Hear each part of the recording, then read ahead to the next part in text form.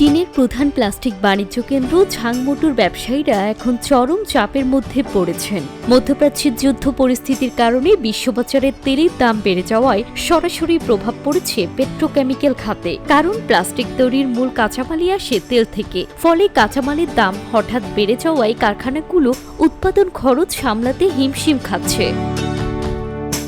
পরিস্থিতি আরও খারাপ হওয়ার আশঙ্কায় ব্যবসায়ীরা আগেভাগেই বিপুল পরিমাণ কাঁচামাল কিনে মজুত করতে শুরু করেছেন। এতে পরিবহন ব্যবস্থায় চাপ বেড়ে গিয়েছে, শহর জুড়ে তীব্র যানজট তৈরি হয়েছে, যা কয়েকদিন ধরে কার্যত পুরো এলাকাকে স্থবির করে রেখেছে। সবচেয়ে বড় ধাক্কাটা এসেছে দামে। মার্চ থেকে এখন পর্যন্ত কাঁচামালের দাম প্রায় 7% বেড়েছে, আর থামার কোনো ইঙ্গিত নেই। অনেক ব্যবসায়ীর ভাষায় দাম প্রতিদিনই বাড়ছে।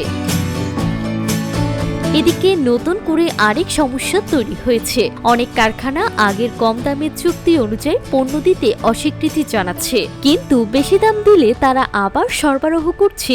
এই সুযোগ সন্ধানী আচরণে ছোট ও মাঝারি ব্যবসায়ীরা সবচেয়ে বেশি ক্ষতিগ্রস্ত হচ্ছেন।